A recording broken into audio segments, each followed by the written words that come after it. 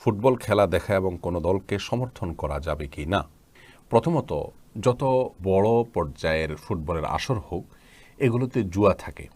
জুয়ার বাইরে এগুলো থাকে না বললেই চলে। সেই সাথে এখানে সতর উন্মুক্তকরণের একটা ব্যাপার থাকে। হাফ প্যান্ট ইত্যাদি পরে সাধারণত এই খেলাগুলো খেলা হয়ে থাকে, যেখানে সতর উন্মুক্ত করা হয়ে থাকে। সেই সাথে নারী পুরুষের অবাধ মেলামেশার বিষয়টি থাকে এবং গান বাদ্যযন্ত্রের ব্যবহার তো আবশ্যিকভাবে থাকে। সেই সাথে সময়কে নষ্ট করা হয়। সবচেয়ে বড় বিষয় হলো ইমানদারের যে ইমানি চেতনা, সেটা নষ্ট হয় এবং সময় অপচয় হয়, সময় নষ্ট হয়। আপনি হয়তো বলবেন যে এতে তো বিনোদন হয়, নষ্ট হলো কই, কিছুটা তো অর্জন হলো। তো যদি কিছুটা আপনি মজা পান, তাহলে হারানোর পরিমাণটা তার চাইতে বহুগুণ বেশি। কারণ এর ফলে সালাতের প্রতি মনোযোগিতা নষ্ট হয়ে যায়, আল্লাহ রাব্বুল আলামিনের প্রতি আমাদের যে মনোযোগিতা সেটা নষ্ট হয়ে যায়। একজন মানুষ এই ধরনের খেলাগুলো দেখতে অভ্যস্ত তিনি এই খেলাগুলোর চরম উত্তেজনাকর মুহূর্তে জামাত শুরু হলে অনেক সময় জামাত রেখে তিনি খেলা দেখা কন্টিনিউ করেন এবং এটাই বাস্তবতা। অতএব আল্লাহর জিকির থেকে এগুলো গাফেল করে ফেলে, এক ধরনের এডিকশন, নেশার মতো একটা অবস্থা আমাদের মধ্যে সৃষ্টি করে এবং দিন এবং দুনিয়া উভয় দৃষ্টিকোণ থেকে আমাদের জন্য এর চাইতে আরও বহু উপকারী বিষয় থেকে আমাদেরকে দূরে সরিয়ে রাখে।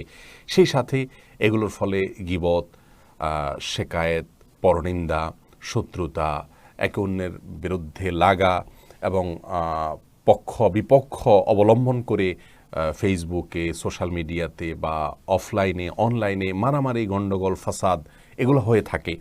সেই সাথে কাফির এবং ফাসিক, যাদের মধ্যে আল্লাহ তাআলার প্রতি ঈমান নেই, বিশ্বাস নেই, যারা আমার রবের স্বীকৃতি দেয় না, তাদেরকে সম্মান করা, শ্রদ্ধা করা, ভক্তি করা, ভালোবাসা, অন্তরের গহীনে জায়গা দেওয়া, এগুলো সবগুলো ঈমান বিরোধী কাজ। আপনি যদি খুব বেশি উদার হন, যেই উদারতার সবকটা মূলত ইবলিস এবং শয়তান দিয়ে থাকে, তাহলে সেক্ষেত্রে ঈমানদার হওয়ার কোনো সুযোগ আপনার নেই। প্রিয় দর্শক, রবের স্বীকৃতি যদি কেউ না দেন, সে কখনো আপনার আপন হতে পারে না। আপনার বাবা বা আপনার মায়ের জন্ম নিয়ে বা আপনার জন্ম নিয়ে যদি কেউ সন্দেহ করে, আপনার জন্মের স্বীকৃতি যদি কেউ না দেয়, আপনি তাকে কখনো আপন করতে পারেন না।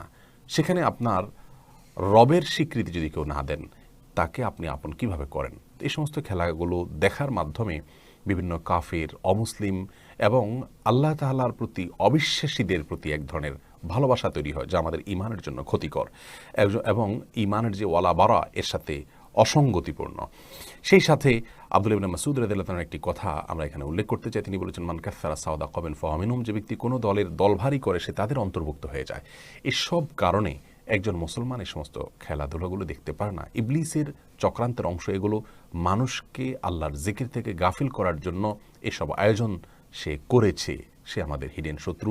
আল্লাহ রাব্বুল আলামিন তার বিষয়ে গোটা কোরআন জুড়ে আমাদেরকে সতর্ক করেছেন। বিধায় এ সমস্ত গুনাহের কাজ, যেগুলো বিনোদনের নামে আমাদের সামনে আজ উপস্থাপিত হচ্ছে এবং এগুলোর পেছনে কর্পোরেট দুনিয়ার ব্যবসায়ীদের ব্যবসায়িক এবং বাণিজ্যিক স্বার্থ সহ নানাবিধ স্বার্থ তাদের আছে।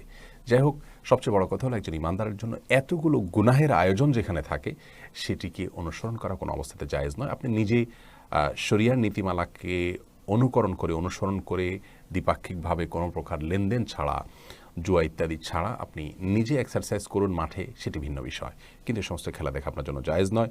সৌদি আরবের ফতোয়া বিষয়ক স্থায়ী কমিটি একই ফতোয়া দিয়েছেন, অর্থাৎ এটাকে তারা হারাম বলে উল্লেখ করেছেন। আল্লাহ তাআলা আমাদেরকে বেঁচে থাকার তৌফিক দান করুন।